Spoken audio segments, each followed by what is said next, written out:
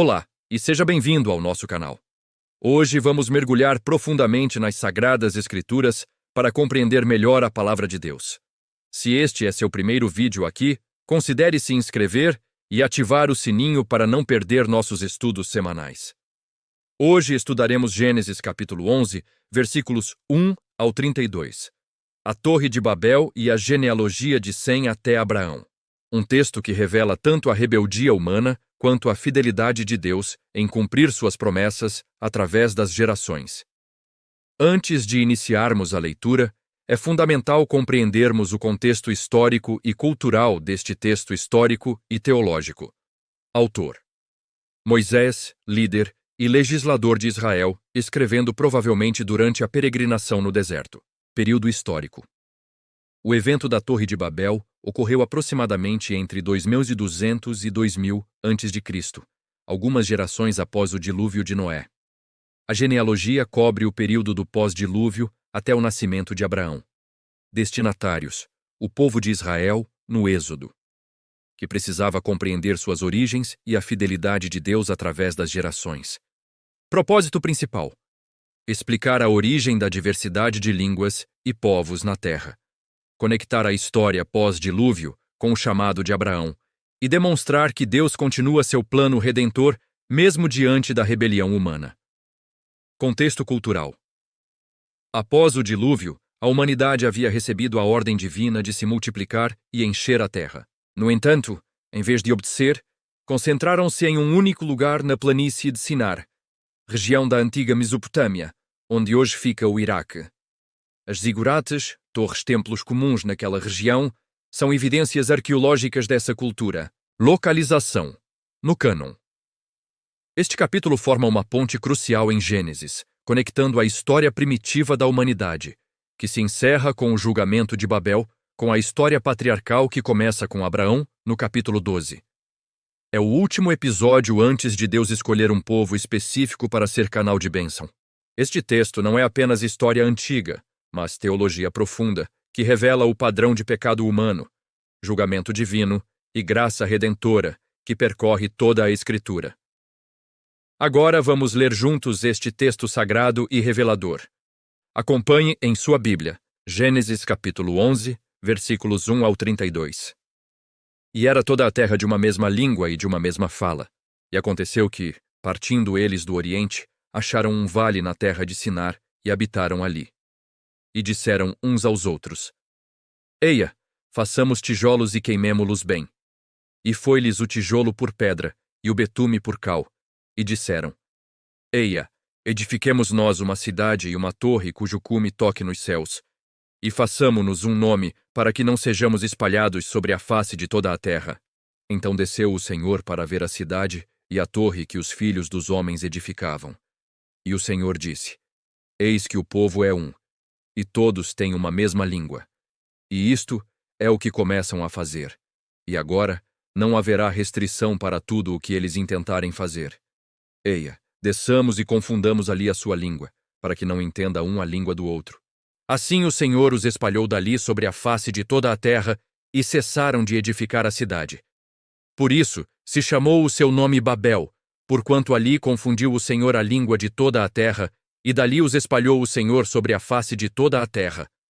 Estas são as gerações de Sem. Sem era da idade de 100 anos, e gerou a Arfaxade, 2 anos depois do dilúvio. E viveu Sem, depois que gerou a Arfaxade, 500 anos, e gerou filhos e filhas. E viveu Arfaxade 35 anos, e gerou a Selá. E viveu Arfaxade depois que gerou a Selá, 403 anos, e gerou filhos e filhas. E viveu Selá 30 anos, e gerou a Éber.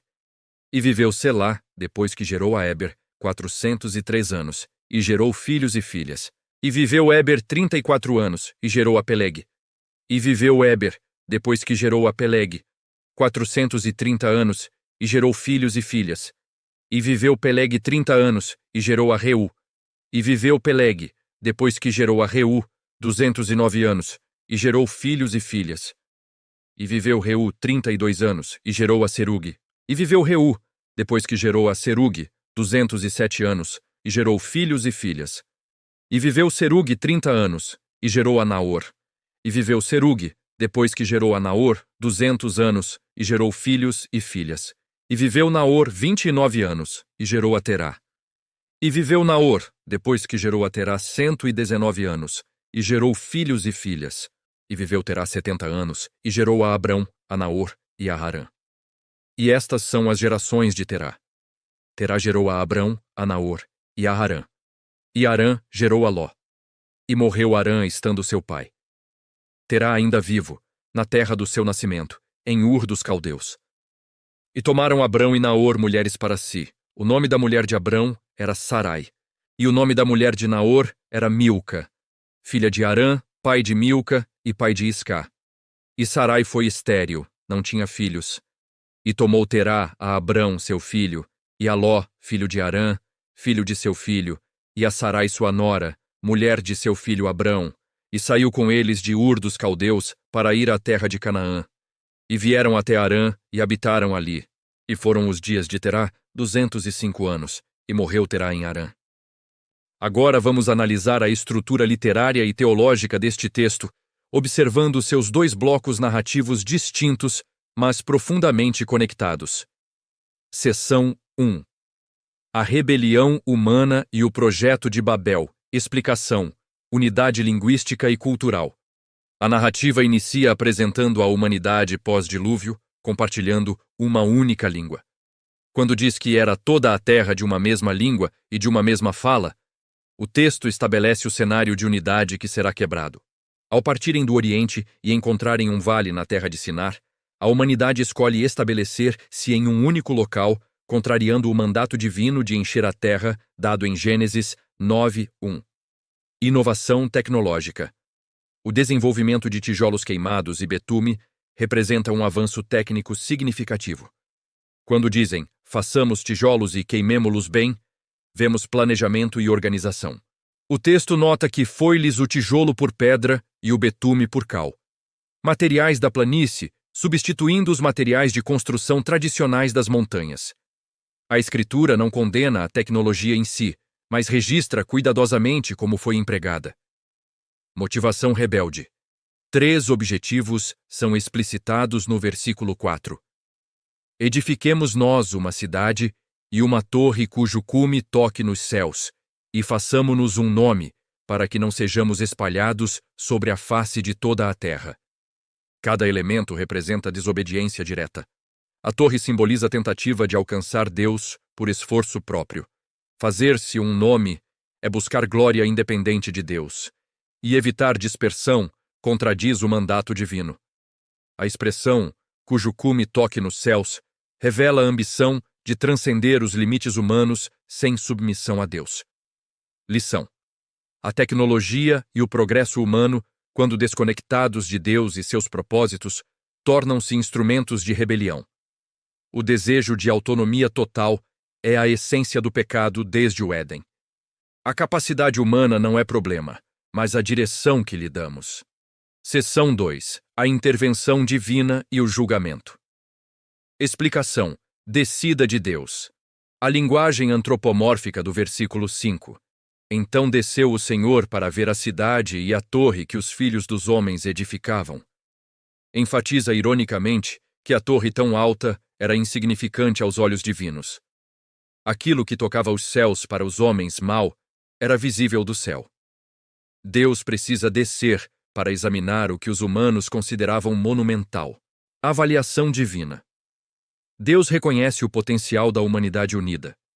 Eis que o povo é um e todos têm uma mesma língua.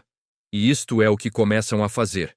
E agora não haverá restrição para tudo o que eles intentarem fazer.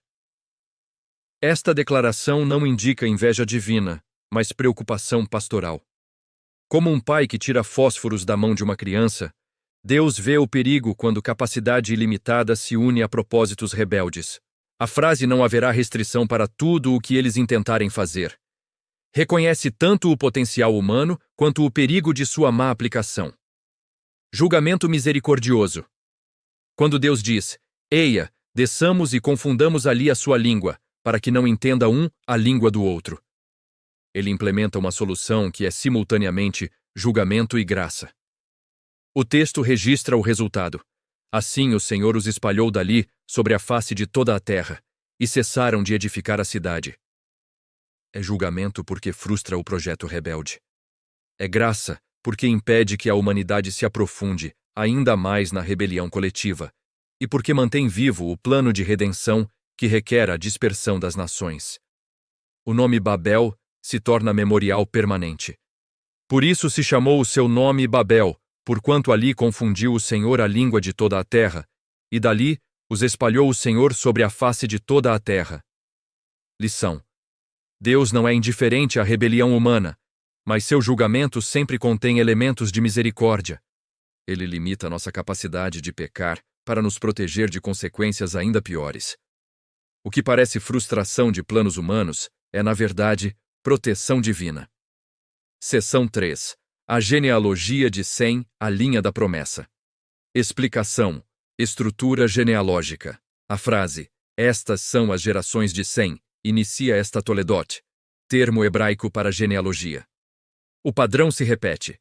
Sem era da idade de 100 anos e gerou a Arfaxade, 2 anos depois do dilúvio, e viveu Sem, depois que gerou a Arfaxade, 500 anos e gerou filhos e filhas.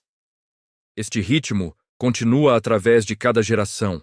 Idade ao gerar o próximo filho, anos vividos depois, menção de outros filhos. São 10 gerações de Sem até Abraão, paralelas às 10 gerações de Adão até Noé, sugerindo padrões divinos na história. Diminuição da longevidade. Note o declínio progressivo através das gerações.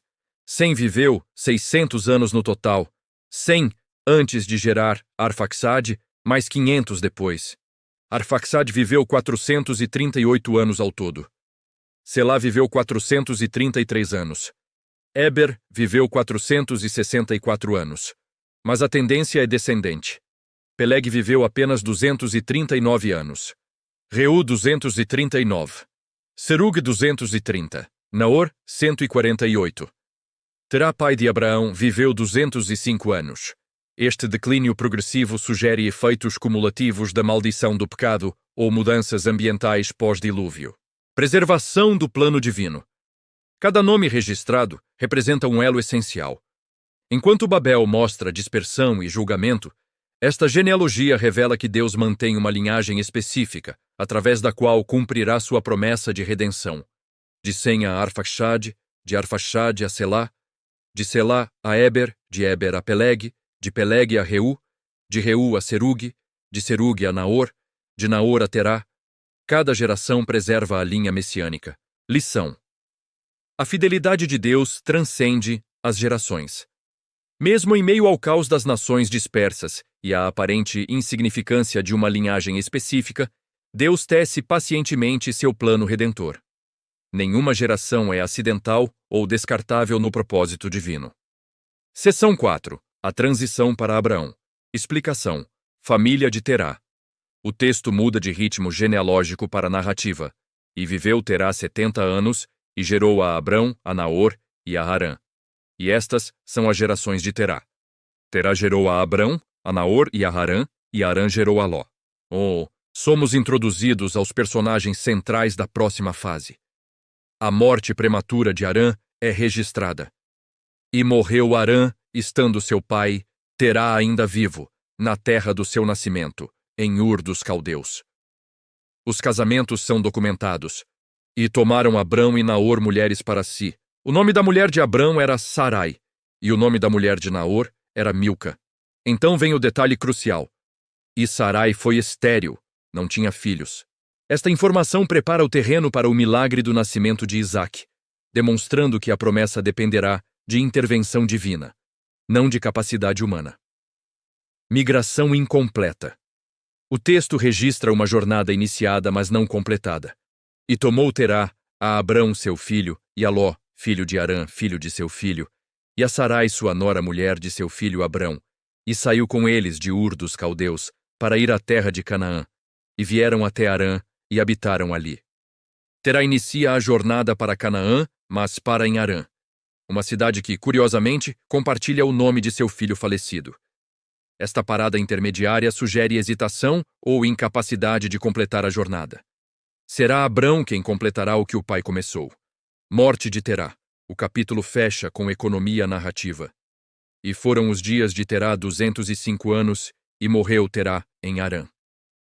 A morte do patriarca em Harã, não em Ur, nem em Canaã, marca o fim de uma era e prepara para o início de outra. A morte do pai abre caminho para o chamado direto de Deus a Abraão, no próximo capítulo. Lição: Deus frequentemente trabalha através de múltiplas gerações para cumprir seus propósitos. O que uma geração inicia, outra completa. Nossa fidelidade contribui para um plano maior que transcende nossa própria vida. Não precisamos ver o cumprimento completo para sermos fiéis em nossa parte da jornada. Deste texto profundamente instrutivo, podemos extrair 4 lições fundamentais para a nossa vida cristã. Primeira lição: a glória de Deus não pode ser usurpada. A tentativa de fazer-se um nome e alcançar os céus por esforço próprio representa toda a tentativa humana de alcançar Deus ou significado independentemente da graça divina. Quando os construtores disseram, façamo-nos um nome, estavam reivindicando para si a glória que pertence somente a Deus. Isto ecoa em todas as religiões baseadas em obras e em toda busca por realização pessoal que exclui Deus. Como Paulo escreveria séculos depois, em Romanos 3:23, todos pecaram e carecem da glória de Deus. Não podemos fabricar nossa própria glória ou construir nosso caminho ao céu. A torre, cuja construção cessou em Babel, nos lembra que a salvação é dom de Deus, não resultado de obras, conforme Efésios 2:8-9. A única ponte entre céu e terra é aquela que Deus mesmo construiu em Cristo. Segunda lição: a diversidade cultural é parte do plano divino. Embora a confusão das línguas tenha sido julgamento sobre a rebelião, também foi instrumento de Deus para cumprir seu mandato de encher a terra.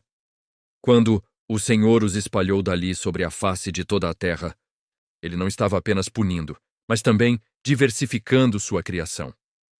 A diversidade de línguas, culturas e nações não é acidente ou apenas consequência do pecado, mas parte da riqueza da criação divina. Em Apocalipse 7:9, vemos o resultado final: pessoas de toda nação, tribo, povo e língua adorando juntas. A diversidade não será eliminada no céu, mas redimida e harmonizada. Babel dividiu as línguas. Pentecostes as reuniu sem eliminá-las. O Evangelho não destrói culturas, mas as redime. Terceira lição: Deus é fiel através das gerações. A genealogia de Sem pode parecer tediosa, mas cada nome representa a fidelidade de Deus, preservando a linhagem através da qual o Salvador viria. Quando lemos, Sem era da idade de 100 anos e gerou a Arfaxade, e viveu Arfaxade 35 anos, e gerou a Selá. E viveu Selá 30 anos, e gerou a Éber. Estamos vendo a mão de Deus protegendo a linha messiânica através de séculos. De Sem a Abraão, de Abraão a Davi, de Davi a Jesus, Deus mantém suas promessas através de gerações. Como declara 2 Timóteo 2:13, se somos infiéis, ele permanece fiel, pois não pode negar-se a si mesmo. Isto nos encoraja a confiar que Deus completará o que começou em nossa vida, conforme Filipenses 1:6. Sua fidelidade não depende da nossa. Sua constância não vacila com nossa inconstância. Quarta lição: o julgamento divino contém misericórdia. Babel não foi destruição total, como Sodoma seria, nem extinção, como o dilúvio havia sido. Foi intervenção limitada que frustrou o mal maior, enquanto preservava a humanidade. Quando o Senhor os espalhou dali, sobre a face de toda a terra, e cessaram de edificar a cidade. Houve preservação dentro do julgamento. Cada julgamento de Deus no Antigo Testamento aponta para sua paciência e desejo de preservar, não destruir. Como 2 Pedro 3:9 nos lembra, o Senhor não retarda a sua promessa, mas é longânimo, não querendo que ninguém se perca. Mesmo na disciplina, Deus busca nosso arrependimento e restauração. O julgamento que parece severo é, na verdade, misericórdia que impede males maiores. A palavra de Deus não foi escrita apenas para conhecimento, mas para transformação.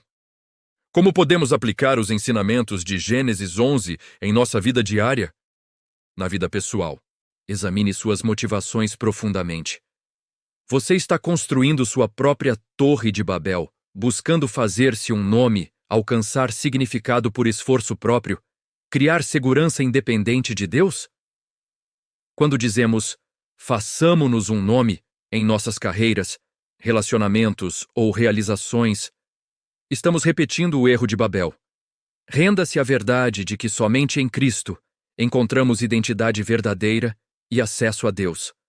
Abandone projetos de autossuficiência e abrace a dependência de Deus como postura de sabedoria, não fraqueza. A verdadeira força está em reconhecer nossa necessidade, não em negá-la. Na vida familiar, invista na transmissão da fé através das gerações. Assim como a genealogia de Sem preservou a linhagem da promessa, através de nomes como Arfaxade, Selá, Éber, Peleg, Reu, Serug, Naor e Terá, pais e avós têm responsabilidade de ensinar as verdades de Deus aos filhos e netos. Deuteronômio 6, 6-7. Nos convoca a falar dessas verdades assentados em casa, andando pelo caminho, ao deitar e ao levantar. Sua fidelidade hoje impacta gerações futuras que você nunca conhecerá. Cada conversa sobre Deus, cada oração com seus filhos, cada exemplo de fé é um elo na corrente que se estende para o futuro. Na vida profissional, use suas habilidades e recursos para a glória de Deus, não para fazer-se um nome. O problema de Babel não foi a tecnologia ou ambição. Os tijolos e o betume não eram maus em si. O problema foi a motivação. Construir para a autoglorificação em vez de para o propósito divino. Colossenses 3:23 nos instrui a fazer tudo de coração, como para o Senhor. Seu trabalho pode ser adoração quando realizado para a honra de Deus e benefício do próximo, não apenas autopromoção. A excelência profissional que aponta para Deus é radicalmente diferente da ambição que busca apenas reconhecimento humano. Na vida da igreja e comunidade, celebre e valorize a diversidade cultural como reflexo da criatividade de Deus. A confusão das línguas em Babel resultou na riqueza de culturas que vemos hoje. A igreja não deve buscar uniformidade cultural, mas unidade espiritual em meio à diversidade. Como comunidade de Pentecostes em Atos 2, onde o Espírito capacitou pessoas de várias línguas a ouvirem as maravilhas de Deus, cada uma em seu próprio idioma, devemos ser comunidade que transcende barreiras linguísticas e culturais sem eliminá-las. A beleza do corpo de Cristo está em sua diversidade unificada, não em sua uniformidade forçada. Lembre-se, o conhecimento bíblico sem aplicação prática não produz frutos espirituais. Gênesis 11 deve nos mover da autossuficiência à dependência de Deus, do orgulho à humildade, do individualismo à consciência de fazer parte de um plano que transcende nossa vida. Vamos encerrar nosso estudo com uma oração baseada nas verdades transformadoras que aprendemos hoje. Oro para que o Espírito Santo use estas verdades para transformar nossos corações. Senhor Deus Todo-Poderoso, obrigado por nos revelares através de Tua palavra, tanto nossa tendência à rebelião, quanto Tua fidelidade inabalável. Confessamos que, como os construtores de Babel que disseram, façamo-nos um nome, muitas vezes buscamos construir nossa própria glória, esquecendo que somente Tu és digno de toda honra. Perdoa nossa autossuficiência e orgulho. Perdoa cada vez que tentamos alcançar os céus por nosso próprio esforço, em vez de aceitar a graça que ofereces. Pedimos que nos ensines a viver em dependência de Ti, reconhecendo que todo dom e talento vem de Tuas mãos. Ajuda-nos a usar nossas capacidades para a Tua glória, não para a autopromoção. Dai-nos humildade para aceitar Tua soberania, mesmo quando não compreendemos Teus caminhos. Que sejamos gratos pela diversidade de línguas e culturas, vendo nelas Tua criatividade infinita. Agradecemos por Tua fidelidade através das gerações, assim como preservaste a linhagem de Sem, Arfaxade, Selá, Éber, Peleg, Reu, Serug, Naor e Terá, até Abraão, e de Abraão até Cristo. Tu és fiel em cumprir Tuas promessas em nossa vida. Obrigado porque o mesmo Deus que confundiu as línguas em Babel enviou o Espírito Santo em Pentecostes para reunir povos de todas as línguas em adoração unificada. Consagramos nossas vidas a Ti hoje, comprometendo-nos a abandonar torres de Babel pessoais e a confiar em Teu plano soberano. Que nossa vida contribua para Teu reino através das gerações. Que sejamos fiéis em nossa geração, sabendo que fazemos parte de algo muito maior que nós mesmos. Em nome de Jesus Cristo, nosso Salvador e Senhor, a verdadeira ponte entre o céu e a terra. Amém. Espero que este estudo sobre Gênesis 11 tenha abençoado sua vida e desafiado você a examinar suas motivações e confiar na fidelidade de Deus através das gerações. Deixe nos comentários. Em que áreas de sua vida você tem tentado construir sua própria torre de Babel em vez de confiar no plano de Deus? Que torres pessoais você precisa abandonar? Compartilhe suas reflexões com nossa comunidade. Se este vídeo foi útil para seu crescimento espiritual, não esqueça de curtir e compartilhar com seus irmãos na fé. Na próxima semana estudaremos Gênesis capítulo 12, o chamado de Abraão, que revelará como Deus inicia a resposta ao problema de Babel, escolhendo um homem através de quem todas as famílias da terra serão abençoadas. Veremos como a história de Terá, Abrão e Sarai continua com um chamado divino extraordinário. Que o Senhor lhe conceda humildade para reconhecer que toda a glória pertence somente a Ele e fé para confiar que Ele é fiel através de todas as gerações. Que você seja um elo fiel na corrente que conecta as gerações passadas às futuras. Até a próxima!